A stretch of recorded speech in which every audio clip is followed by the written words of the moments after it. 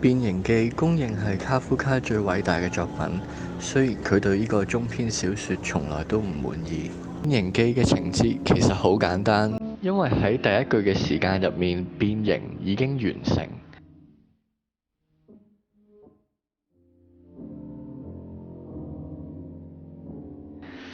變形記分成3個部分。當故事主角 Gregor Samsa 一醒嗰陣，發現自己變咗做甲蟲之後，佢因為個肚腩圓圓地，張被就瀡咗落地。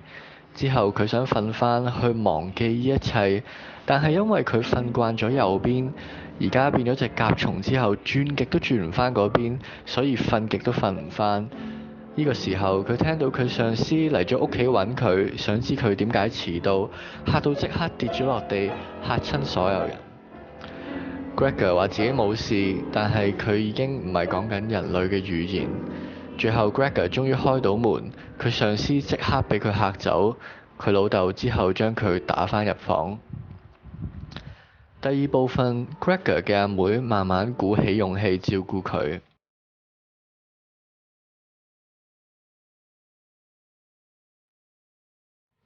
因為唔知道佢阿哥鍾意食乜，佢就將好多唔同嘅食物攤喺佢面前。而 Gregor 呢個時候發現自己係鍾意食啲剩菜殘羹。去到某個時間，佢阿妹又會入嚟清理，兩個人唔會用語言，而係用各種暗示溝通。佢阿妹照顧得佢耐，慢慢就冇咁驚。見佢成日爬來爬去，就諗住清空間房，方便佢爬。佢阿媽都想入房見下佢個仔，兩母子就一齊入去搬走啲嘢。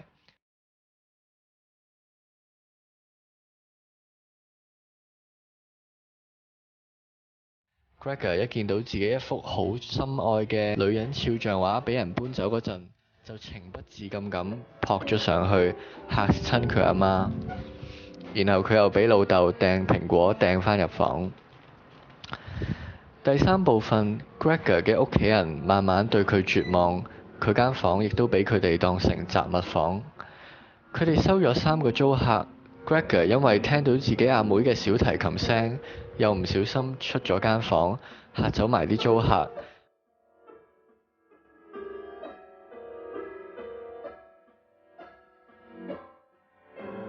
之後 Gregor 聽到佢屋企人嘅對話。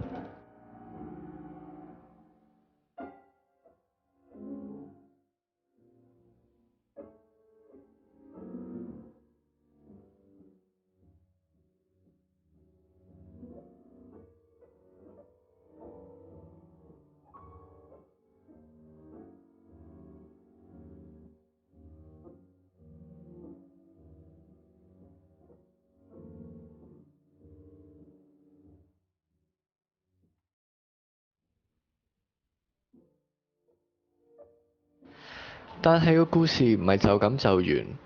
故事嘅結局我覺得好特別，但係卡夫卡就好唔滿意。於是他們3個一起離開單位。已經好幾個月沒有這樣一起出外走走了。他們乘電車出城到郊外去。車廂裡只有他們，充滿溫暖的陽光。他們舒服地靠着椅背，談起將來。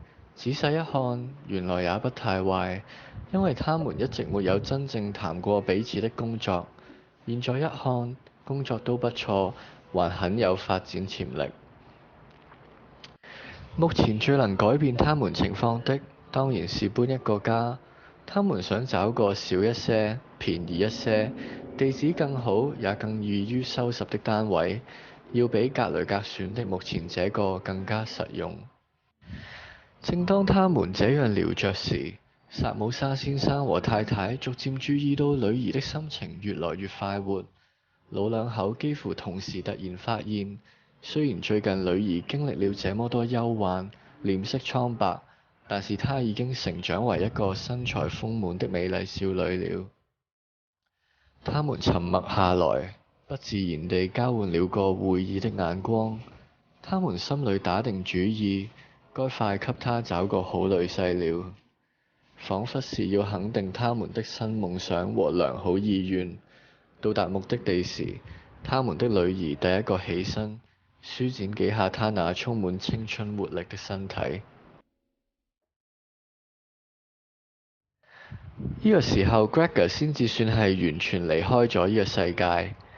變形記入面變形嘅唔單止係 Gregor，仲有佢嗰個因為照顧佢而早熟、不知不覺成熟咗嘅阿妹。